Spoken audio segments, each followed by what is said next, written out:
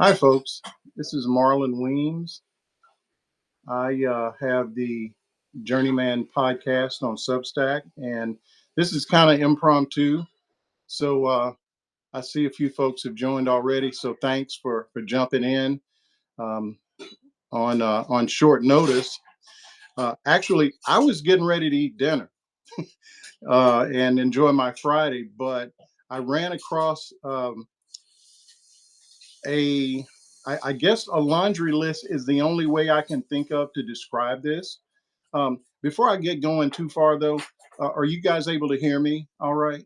If you can just maybe hit a like or something if you're able to hear me. Okay. Okay. Great. Um, so it's just I'm sorry, I'm looking down because I've got a little screen here that actually has this document up in front of me because it is a 55 I I think 55 pages, definitely 50 plus, of just a laundry list that just came out of the Ways and Means Committee, which of course, the House is GOP controlled. So these are their, I mean, this is their agenda of different things that they are considering as an offset, I guess, or to help pay for this gigantic um, tax cut that they're gonna deliver to all the billionaires that put Trump in office. And I'm just gonna kind of go through it, and if people have some questions, I'll try to answer them. But I'm really just doing this on the fly because I looked at it on my phone and I thought the worst thing was what I posted in a note just a few minutes ago, which is they're looking at uh, they're looking at coming after like scholarship money. So if you or your kid is in college and you're getting, like a fellowship, or if you're getting money via, FAFSA money, they want to tax that as income. And I'm just gonna read through like the way this document starts off. The first subsection is regarding health. So it's all the different things that they're looking at, um, cutting to come up with money to, I guess, to pay for this 5 trillion. I've seen 5 trillion as the number that that they're estimating that this tax cut, as it at least as it stands right now, that's what we're looking at. So right off the bat, of course, is I'll just read it. It's limit federal.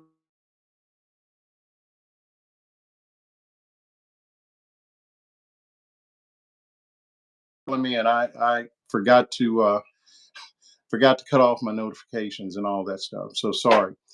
So the first thing that they're looking at, and I'll read it. It says currently, many non-citizens who have entered the country illegally are eligible for federal health care programs, including advanced premium tax credits and Medicaid.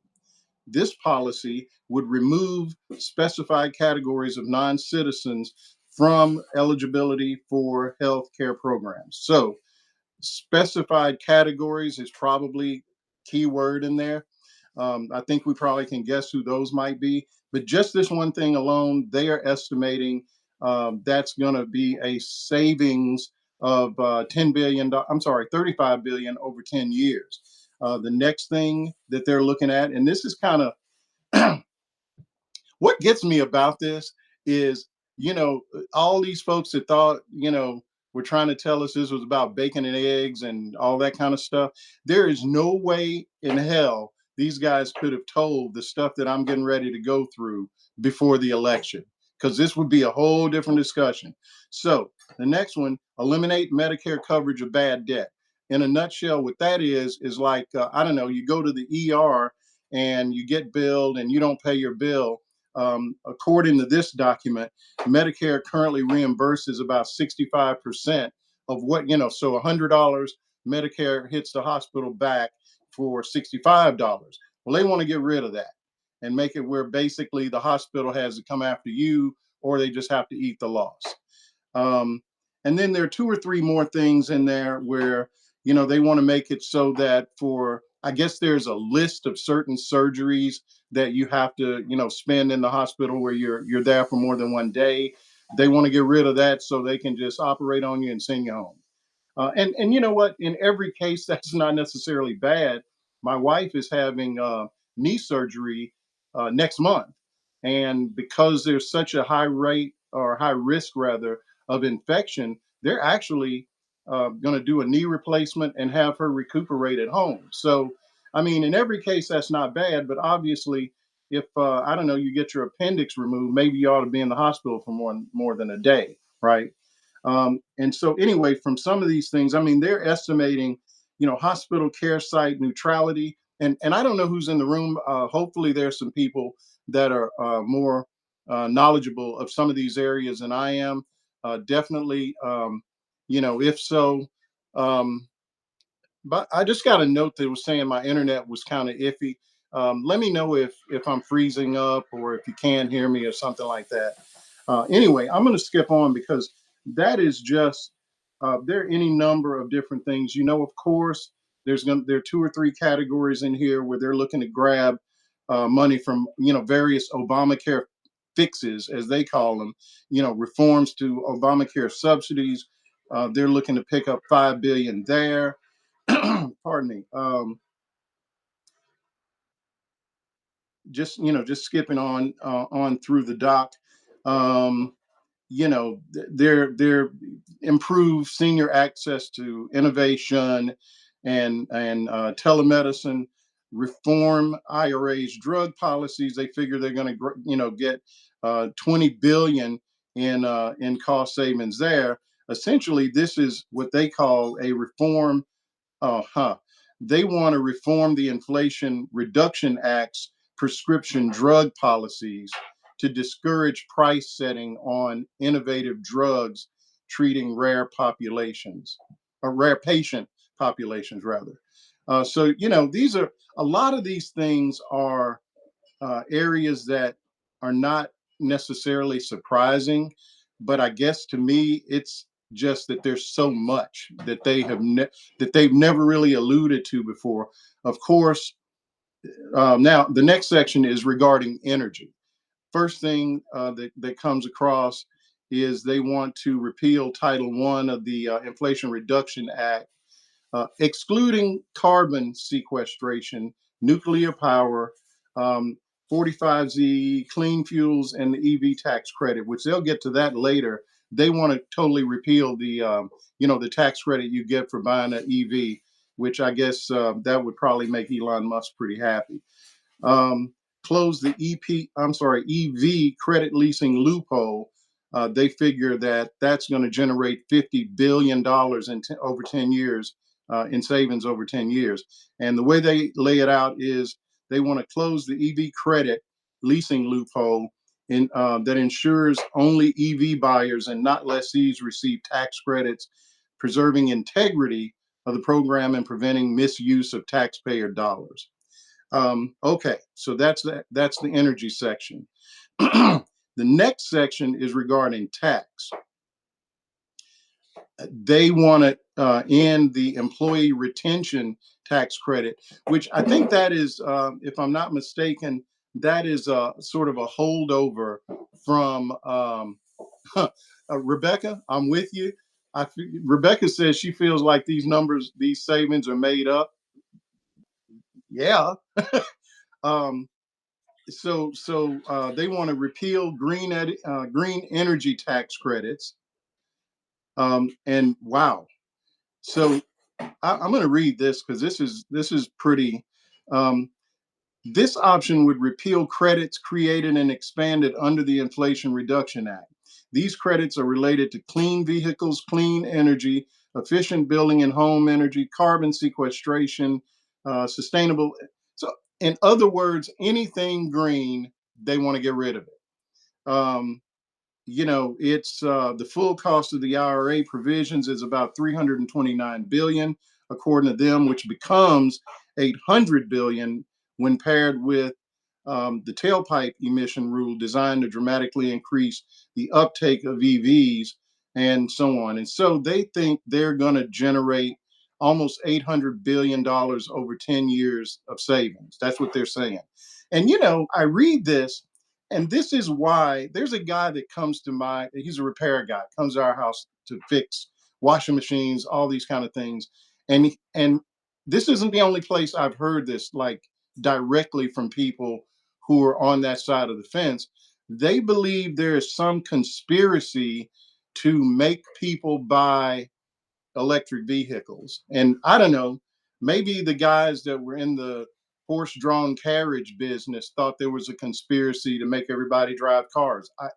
I don't know why they look at it in that way, but this is I feel like this is sort of a piece with that whole way of thinking about anything to do with energy efficiency, green technology, anything like that. So they're trying to get rid of that. um, Here's where it gets crazy. Wait, is this? I'm not sure this is the one. So what they want to do, they're looking at the social security number requirement for a child tax credit. This option would better ensure program integrity by requiring claimants, children, and parents to have social security numbers to be eligible for the child tax credit. Um, and then they go into detail about that. I mean, this seems to be, a solution in search of a problem. I mean, I've got kids, my kids have had social security numbers like forever. And so I don't know. I guess this is, when I see them talk about integrity, I start thinking about, voter integrity, election integrity. This sounds like something, along those lines. But if anybody thinks that there's some, hold on a second. I want to just stop for a second. Um, so Diana says they can repeal the tax credits and then the EV car prices will likely come down. I'm not sure how that happens. And the reason I say it now, again, I'm just a guy with a phone and a Substack. So um, my understanding, or the way I think about it, is, if they drop the tax credit, then that's going to affect demand and people, and you know, taking that a step further, um, people would be less likely to buy an EV if they aren't getting the tax credit to go along with it. And I have to check on this, but and I'm not sure if the Inflation Reduction Act did this, but I think one of the differences. I'm sorry, one of my cats just sort of made a cameo here. One of the differences in the um, the way the EV credit is addressed in the Inflation Reduction Act versus how it used to be. It used to be that you just got to claim it on your taxes, but I think in the IRA, that tax credit was immediate. So I don't know. I guess we'll see because it looks like they're going to do it. But I think if you take away that incentive, then why their goal, I think, is to make it less desirable to buy a EV. Now, Tesla, I've read that Tesla is going to benefit from this. So, it remains to be seen. And I guess if they get to do half the stuff that they're looking at here, okay. So, and I know I'm just kind of buzzing through this because, you know, I guess everybody probably wants to get on with their weekend.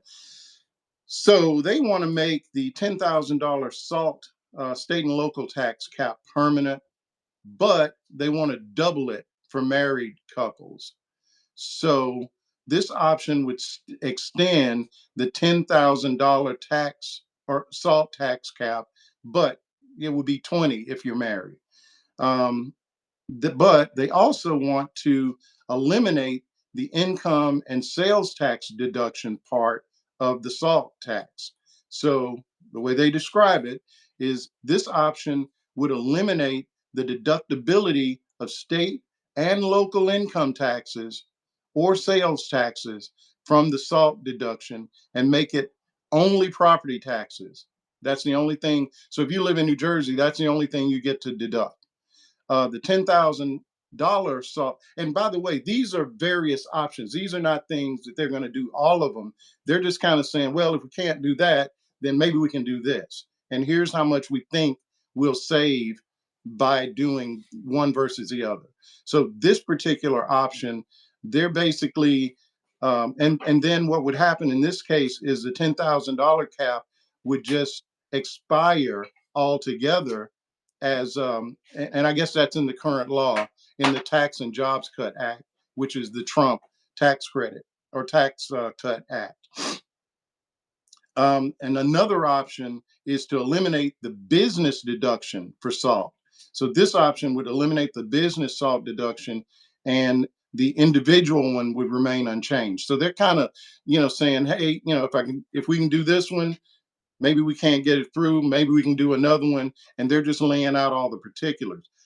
This is the one. This is where I was like, what's coming up next?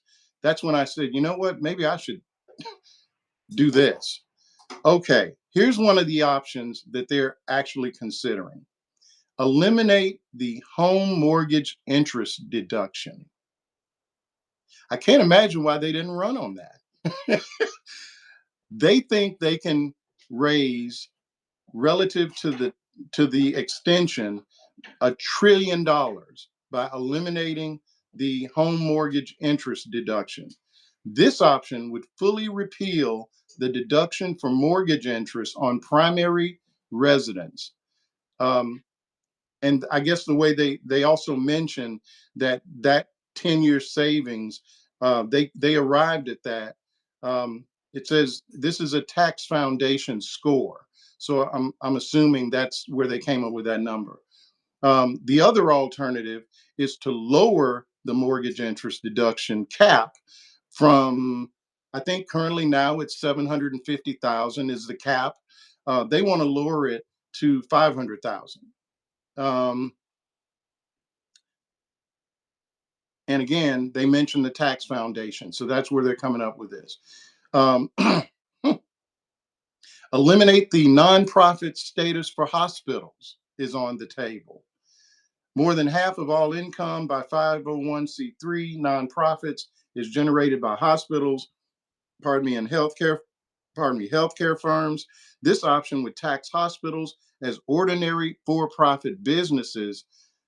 This is a CRFB score, and that is, they say, would save $260 billion over 10 years. And you know what? I'm kind of like, let's do it with churches too. I mean, if you're thinking that way, I'm going to take a break right here and just kind of see what everybody's saying. Um,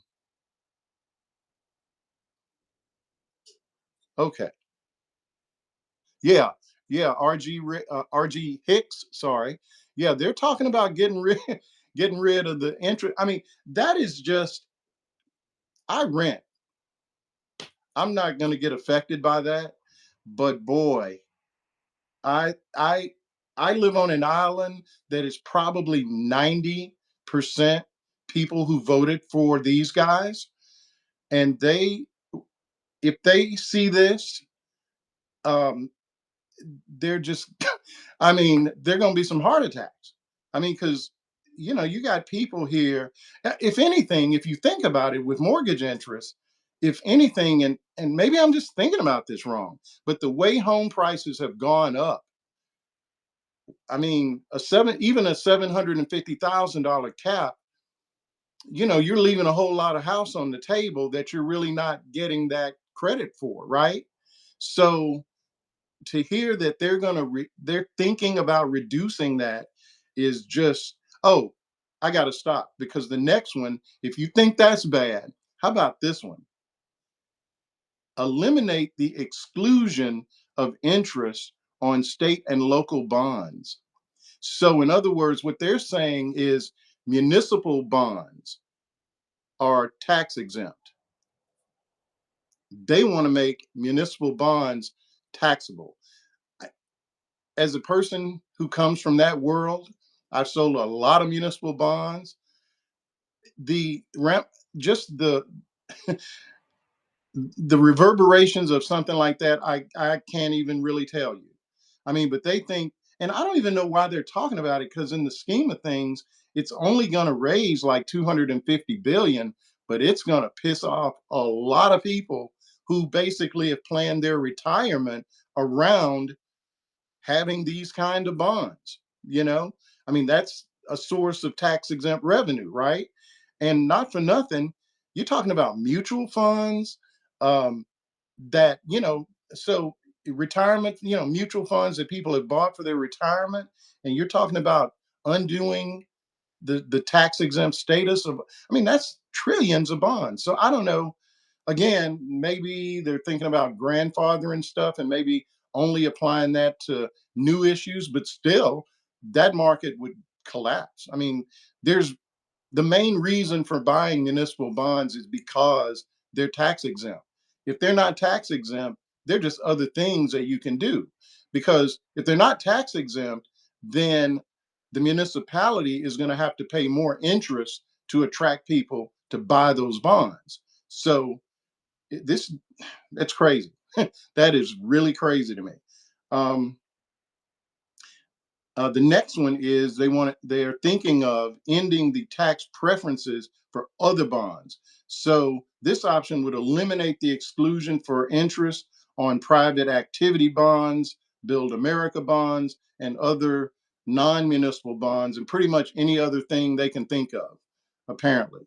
And that's another 114 billion they think it'll raise. Eliminate the head of household filing status on your taxes. So, if you file a 1040 like I do, I'm the head of household. Um, it says the head of household filing status provides a larger standard deduction for unmarried individuals who have children. So they want to get rid of that and make you get married, I guess. You know, I guess this is directed at childless cat ladies. I'm not sure what the motivation is for that, but that's what they're looking at. And then there's several other things that they're looking at, and I'm just trying to skip through because honestly, it's just anything you can think of that's not nailed down. They are trying to figure out how to squeeze some money out of, and this is all to pay for a tax cut because. Um, just as an aside, and I haven't had a chance to read it, but the CBO um, issued a report. I guess, it's one of these after five on a Friday things where they're saying that they're in the process of going into, extraordinary circumstances because of the budget deficit. I mean, the debt ceiling rather. Technically, we're in breach of the debt ceiling, and so they're kind of freezing payments on certain things and making payments on others. So they don't want to miss bond payments, right? So that's going on at the same time. These guys are talking about doing this. Something's going to have to give, and I don't know what people thought was going to happen, but in a week, we're going to be in a situation where we're going to be pushing up against a debt ceiling conversation. I heard that, the speaker, Johnson, is talking about tying the debt ceiling to funding for California, which Deb, you can't be more right. Non-voters are going to be, and I don't know any other way to say it, they're going to be, what the fuck is going on? Because there's nothing that I can think of. I mean, like no area of life that is not touched here. I mean, they are coming after. Oh, how about this? They want to eliminate this is another eliminate deduction for charitable contributions to health organizations, eliminate the credit for child and dependent care. Currently, taxpayers can claim a credit for a portion of their child and dependent care expenses up to $2,100.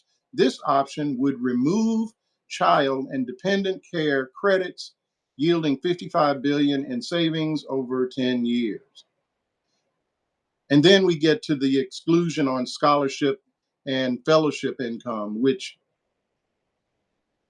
basically, if you go to college and you get a full scholarship, one of my kids has a 4-year scholarship, computer engineering at North Carolina State, which is about 30 grand a year. If they were to do this, here is how they describe it.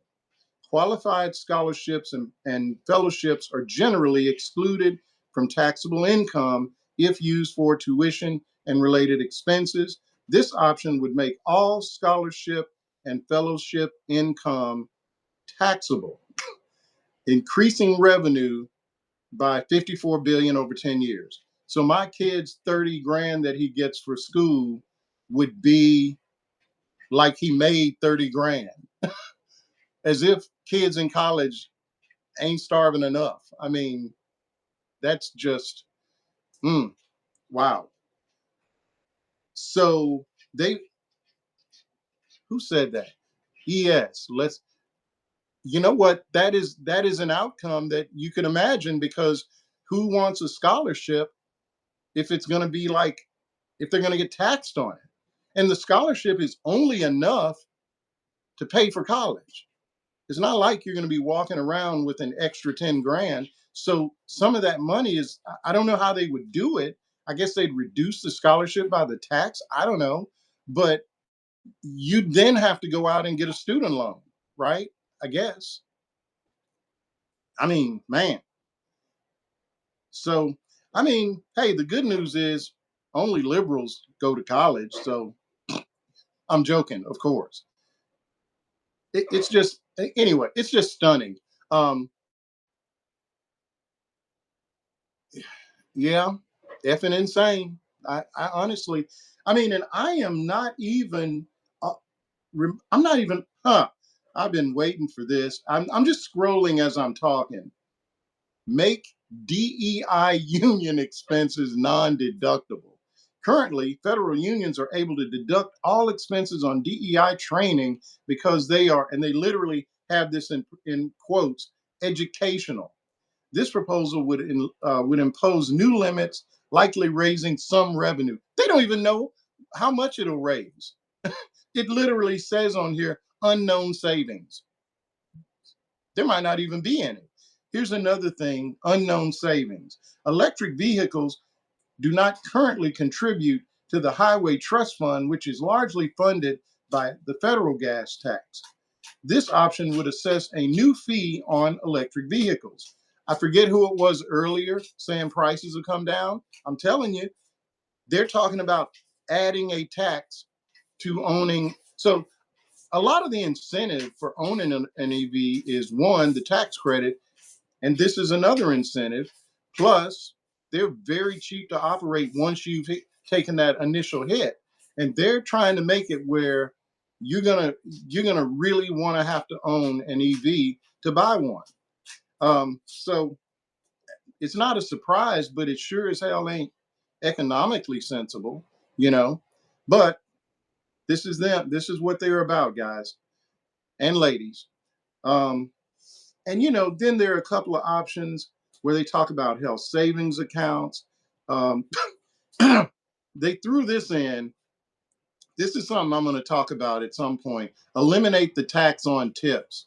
Most people who get tips don't make enough to pay taxes on their tips. I'm 99% sure of that. So yeah, they don't even, and they say that would generate $106 billion. I don't remember who said they're making this stuff up. That sounds made up. Because yeah, they say tips received by employees are subject to income and payroll taxes, which is true. But if you're like working 20 hours a week on tips, unless you're working maybe in New York or some big city, you're not really paying taxes. So again, it's a remedy it's a solution without any need at all. So you know what, folks, we've been on for a minute. I just wanted to jump in real quick. Um, huh, I'm sorry. This is related to the auto loan interest deduction. Now this is interesting because now here's what it says. This would allow Americans to deduct their auto loan interest payments from their taxes. So this is a I'm one of the folks in the room who's old enough to remember when this actually existed back in the 80s. You used to be able to deduct the interest on your car loan, and I want to say when Reagan did, maybe it was 1986. But whenever that big tax deal that Reagan did came along, they eliminated that deduction. So I guess that's something in your favor if you're a person who, has a car loan. And, just suffice it to say, there are a whole lot of things here, and I'm going to, I'll post a link to this information, to the full thing, in just a few minutes once we wrap up. But a lot of it is typical kind of Republican talking points. Like I'm just looking here, eliminate the death tax, things like that. Oh, of course, lower the corporate tax rate to 15%.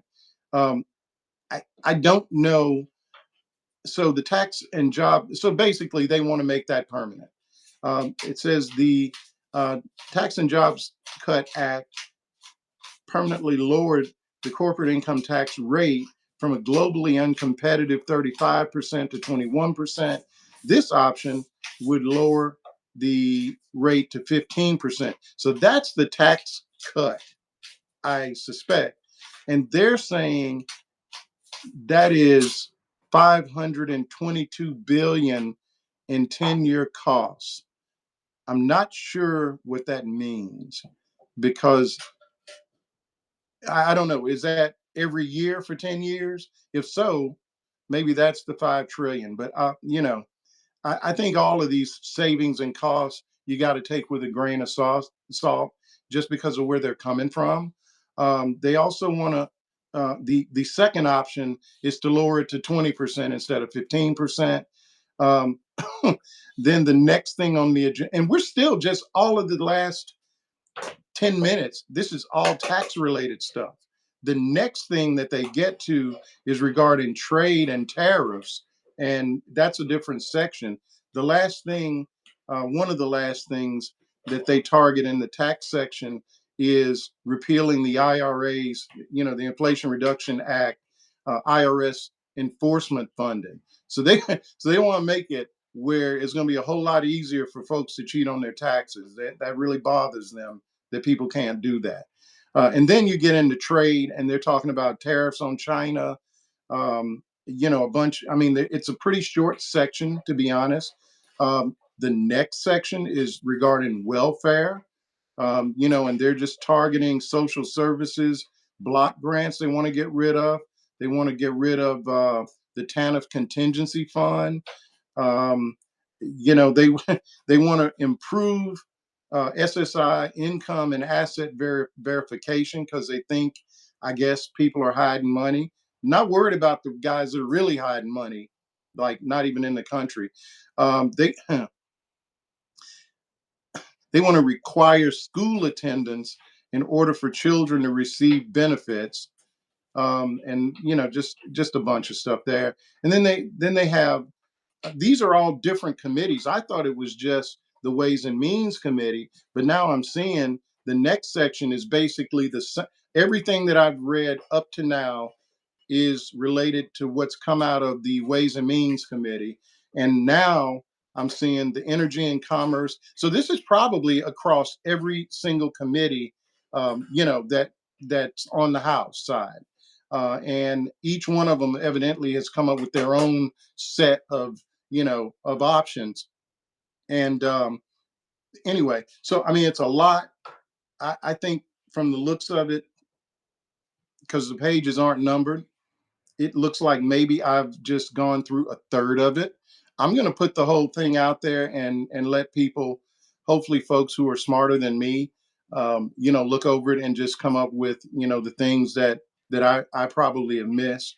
But just know taxes. They want to take away a whole lot of deductions. They certainly are targeting healthcare all over the place. And so that's kind of what we got. Um,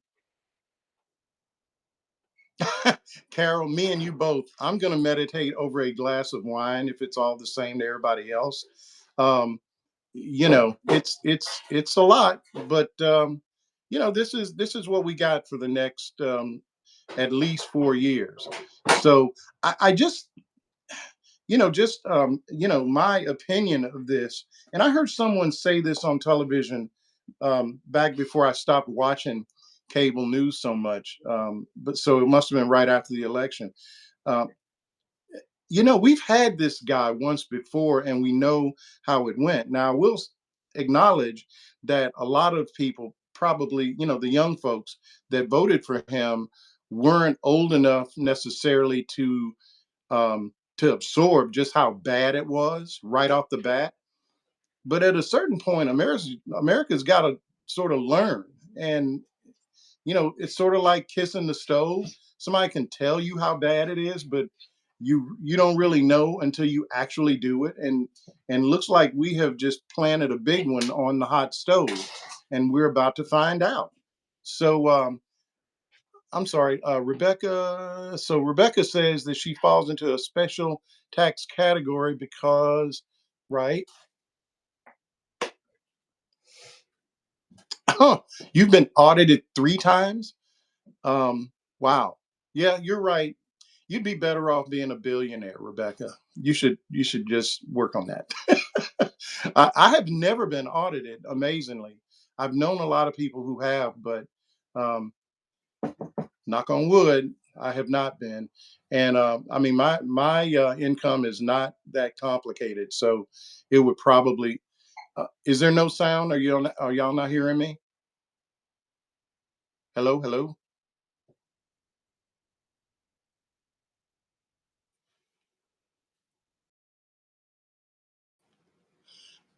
Did that help? Or you're hearing me? Okay, I saw someone said no sound, so maybe they just got okay. Good deal. Thank you.